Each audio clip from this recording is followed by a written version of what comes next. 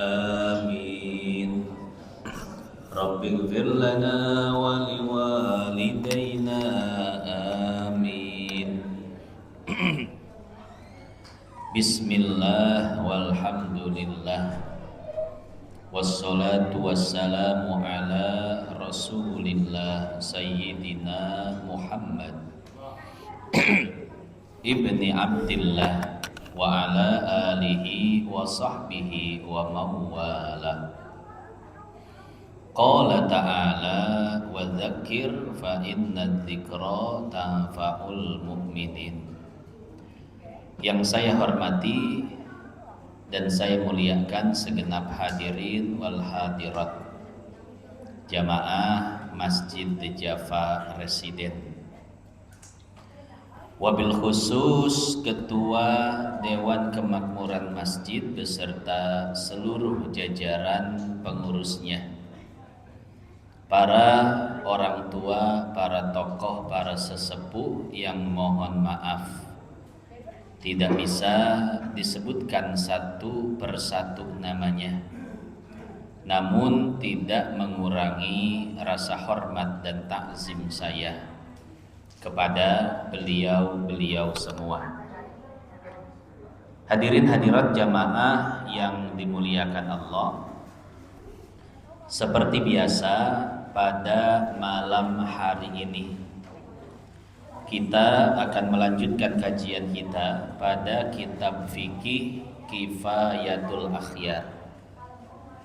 Namun sebelum kita melanjutkan kajian, saya ada cerita dulu Bapak Ibu. Mungkin 3 minggu yang lalu ada seorang anak muda datang kepada saya, "Pak Ustadz, tolongin saya." Saya bilang, "Kenapa?" "Istri saya minta cerai." Sebelum dia cerita lebih lanjut, saya bilang, "Pasti istri antum gaulnya, mainnya sama janda ya?" Terus dia bilang, "Iya Pak Ustadz." "Kok Pak Ustadz tahu?" "Jandanya janda TikTok ya?" "Iya Pak Ustadz." "Kok Pak Ustadz tahu?" Saya bilang, janda itu penyakit. Seorang wanita yang bersuami jika bergaul dengan wanita lain yang janda, pasti tidak lama wanita bersuami itu akan menjadi janda. Karena janda itu menular. Ini mohon maaf, saya lagi cerita sebagian janda aja ya, nggak semuanya. Ya sebagian ada yang solehah, sebagian ngerti agama. Tapi yang sedang saya ceritakan adalah janda-janda standar TikTok. Tahu Pak janda standar TikTok? Tahu ya? Nah, janda seperti itu menular. Makanya Bapak kalau punya istri, punya anak yang sudah berumah tangga, jangan dibiarkan jika dia bergaul dengan seorang janda, karena janda itu menular Pak. Cuman jandanya janda cerai ya. Kan janda itu ada 2. Ada janda cerai, ada janda ditinggal mati. Kalau janda ditinggal mati aman, asal jangan dia aja yang matiin suaminya. Nah, cuman kalau janda cerai itu yang masalah Pak. Kenapa bisa cerai? Kan gak ada masalah ya. Nah, akhirnya dia cerita, "Betul Pak Ustadz, semenjak istri saya bergaul dengan temannya yang janda ini, dia sering gugat saya cerai." Ya. Saya bilang, "Bisa nggak misahin istri antum sama temennya?" "Nggak bisa Ustadz." "Oh ya udah, kalau istri kita minta cerai, maka pertama yang harus kita lakukan adalah introspeksi diri. Siapa yang bersalah, kita atau istri kita? Kalau kita yang bersalah karena KDRT mungkin, karena tidak memberi nafkah mungkin, maka kita yang harus berubah selaku suami. Hati-hati. Tapi kalau seandainya kita tidak bersalah, tiba-tiba istri menggugat cerai, maka pertama, seorang suami itu harus menasehati istrinya. Tidak bisa dinasehati, maka langkah yang kedua adalah pisah ranjang. Biasanya bapak tidur sama istri di kamar, maka saat itu bapak tidurnya di ruang tengah, ruang TV, atau nginep di rumah saudara. Biarkan istri kita tidur sendirian, Pak. Ini dalam rangka tarbiyah, mendidik, ya. Yang ketiga, kalau dengan cara pisah ranjang istri tidak sadar atas kesalahannya, maka langkah yang ketiga adalah pukul. Cuman kata para ulama, pukulnya itu prinsipnya adalah tarbiyah, takdib, mendidik. Bukan pukulan yang membuat cedera, bukan. Tapi pukul di tempat-tempat yang tidak menyakitkan. Seperti apa? Pantat atau paha. Jangan mukul di wajah, jangan mukul di punggung, karena itu menyakitkan, ya. Karena prinsip memukulnya itu adalah litakdib, untuk mendidik. Yang keempat, dipukul tidak berubah juga, maka jatuhkan talak 1. Wahai istriku, engkau tidak bisa diatur. Nasihati aku sudah, pisah ranjang sudah, dipukul sudah. Tapi mengapa engkau tidak mau berubah? Maka aku jatuhkan talak 1 kepadamu. Pulangkan ke rumah orang tuanya, Pak. Biar dia tahu bagaimana rasanya menjadi janda. Diomongin tetangga, diomongin keluarga, diomongin orang tua. Bisa jadi dengan cara seperti itu istri akan berubah. Kalau istri berubah, dia WA, "Bang, Neng pengen pulang ke rumah, ya, jemput dong." Atau bapak yang nanya, "Gimana Neng, mau balikan enggak?" Kalau mau balikan, mau rujuk, bapak tinggal jemput di rumah orang tuanya. Tinggal bilang, "Wahai istriku, ayo kita rujuk. Istriku, yuk kita balikan."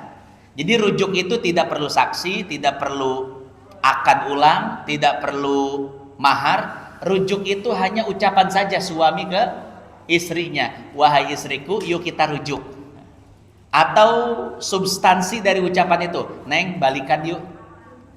Wahai istriku, rumah di kamar di rumah sudah siap lagi untukmu." Nah, itu rujuk, ya. Jadi rujuk itu simpel, Pak, gampang. Nggak perlu saksi, nggak perlu akad baru, tidak perlu saksi, ya. Hanya cukup berdua, ajak pulang, selesai. Ya. Insya Allah dengan cara seperti itu rumah tangga akan membaik, Pak. Wa in khiftum shiqaqa bainihima fab'atsu hakaman min ahlihi wa hakaman min ahliha yurida islaha yuwaffiqillah bainahuma. Yang penting ada niat islah di sana, memperbaiki diri.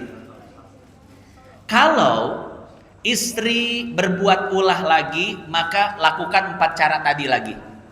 Nasihati, pisah ranjang, pukul, dan ingat ya, pukulnya tadi prinsipnya apa? Mendidik, lit takdib, bukan untuk menyakiti. Kemudian jatuhkan talak 2. Kalau talak 2 jatuh, antarkan ke rumah orang tuanya, bilang, "Wahai istriku, kuota suamimu tinggal 1, hati-hati.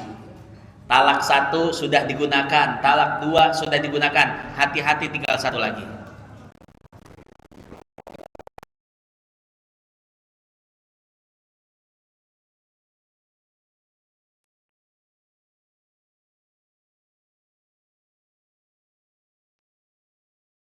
Bahwasanya kuota suami tinggal 1. Nah, di sanalah harus sama-sama memperbaiki diri, ya. Nah, kalau sampai suami mengucapkan talak 3, maka sungguh tidak ada rujuk lagi, Bapak Ibu. Kalau kembali berumah tangga, syarat-syaratnya ketat dan syarat-syaratnya berat sekali, ya. Nah jadi seperti itu ya. Nah itu langkah-langkah dalam Islam Bapak. Jadi jangan sampai kita berantem sama istri tiba-tiba menjatuhkan talak 1000. Saking keselnya Pak. Tiba-tiba talak 3, jangan. Sabar. Ada langkah-langkah dan prosedurnya biar kita nggak nyesel. Karena orang sekali menjatuhkan talak 3 nyesel Pak. Mana anak ada 7,5. Oh 7,5 dari mana itu? Mana anak banyak, iya kan? Nah maka ada tata caranya, langkah-langkah prosedurnya. Yang pertama tadi apa? Menasehati. Yang kedua pisah ranjang. 3 pukul di tempat yang tidak menyakitkan. Karena prinsipnya mendidik. Yang keempat jatuhkan talak. Seperti itu ya. Juga ingat buat ibu-ibu hadis riwayat Imam Abu Daud. Kata Nabi, ayyumam ro'atin sa'ala zaujaha tolaqoha min ghairi ba'sin. Siapapun perempuan yang meminta cerai kepada suaminya tanpa alasan yang jelas, faharamun alaihi raihatul jannah. Kata Nabi, maka haram baginya untuk mencium bau surga. Jangankan masuk surga, bau surga yang begitu wangi diharamkan oleh Allah bagi wanita tersebut. Kenapa? Karena meminta cerai tanpa sebab, tanpa alasan yang dibenarkan. Tapi kalau minta cerainya karena alasan yang dibenarkan, suaminya KDRT, suaminya tidak pernah memberi nafkah, suaminya menyia-nyiakannya, maka tidak jadi masalah seorang perempuan untuk menggugat cerai. Imam Syafi'i pernah ditanya oleh seorang wanita, Imam, saya tidak pernah diberi nafkah oleh suami saya. Saya harus bagaimana? Kata Imam Syafi'i, wahai wanita, ada 2 pilihan untukmu. Pertama, engkau boleh menggugat cerai suamimu. Yang kedua, engkau sabar. Kata Imam Syafi'i, dan engkau bersabar itu lebih baik bagimu. Sabar aja dulu ya. Jadi seperti itu ya. Di rumah tangga itu butuh kesabaran ekstra. Bukan hanya saat ini dan hari esok, tapi sampai mati. Suami kalau kebetulan dapat istri yang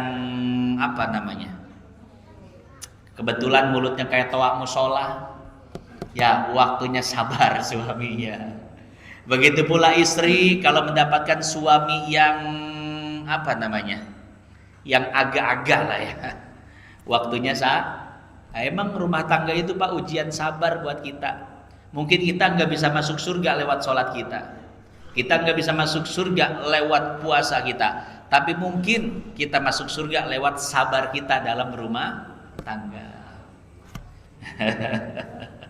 Jadi seperti itu Pak ya. Intinya apa Pak? Intinya istri jangan galau janda gitu. Ya dengan catatan tadi ya, saya disclaimer, saya takut disalahin soal ini. Yang dimaksud janda nggak semua janda standar TikTok yang nggak ngerti agama itu Pak, racun itu. Suka menghasut para wanita bersuami. Menghasutnya seperti ini, udah cerai aja, kita bisa kok cari duit sendiri, kita bisa menghidupi diri kita sendiri, kita tidak butuh laki-laki. Perempuan zaman sekarang tuh Pak begitu. Apalagi udah gede gajinya berkarir, gak butuh laki. Karena secara psikologi semakin banyak uang perempuan, semakin dia tidak butuh dengan laki-laki. Dan sebaliknya laki-laki, semakin banyak uang laki-laki, semakin iya paham lah ya. Laki-laki kalau banyak duit Pak.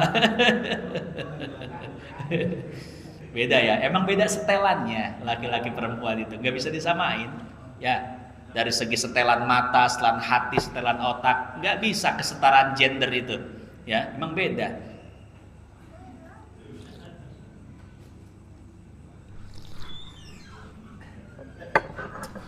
Baiklah Bapak Ibu yang dimuliakan Allah, sekarang kita masuki kajian kita pada kitab fikih Kifayatul Akhyar yang dikarang oleh Imam Taqiyuddin Al-Hisni rahimahullah.